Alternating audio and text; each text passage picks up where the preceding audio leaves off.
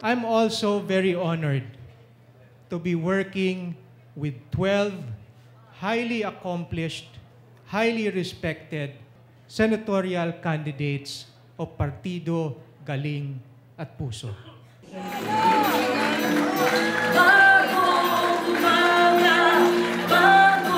Isang magaling at disente na lingkod bayan mula sa Pasig.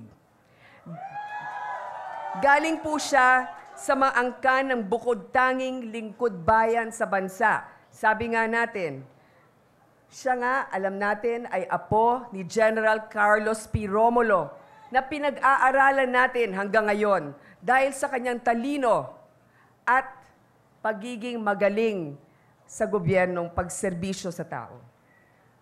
Siya rin po ay anak ni Senator Alberto Romulo. Siya po ang ama ng Scholar ng Bayan at Unifast Law sa Kongreso na ipinasa na. Kakailanganin ko po ang tulong ng isang katulad niya na ipinaglalaban ang kapakanan ng mga kabataan para sa edukasyon dahil lahat tayo ay may karapatan na mag-aral. Kung mag-aaral kang mabuti, meron ka ng puhunan sa kinabukasan. Congressman Roman Romulo. Magandang umaga po sa ating lahat. Alam ko po na medyo may time limit po ang ating pananalita dito. Kaya siguro gagamitin ko na rin po yung pagkakataon na ito na magpasalamat rin po. Unang-una sa aking ama na si Senator Bert Romulo na naging halimbawa po sa akin ng magiging mabuting ama, asawa at public servant. Sa aking ina na si Rosie Valenzuela Texon Romulo na talagang sumusuporta po sa lahat ng aking ginagawa.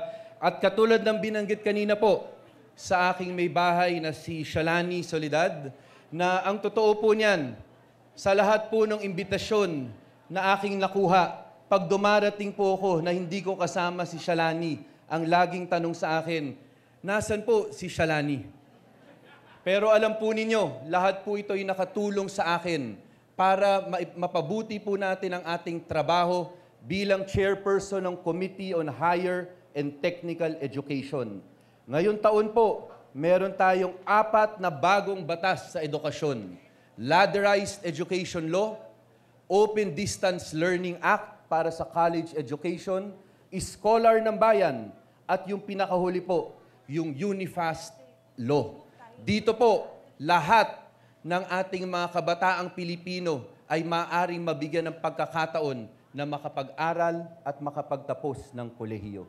Pero hindi pa po tapos ang ating mga gustong gawin.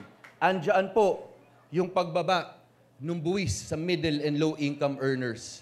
Andiyan po yung FOI bill. Marami pa po tayong kailangang gawin para sa tunay na kapayapaan. Sabi nga po ni General Carlos P. Romulo, I am a Filipino born to freedom. I will not rest until freedom is part of my inheritance for myself, for my children, and my children's children forever. Mabuhay po tayong lahat. Magandang umaga muli.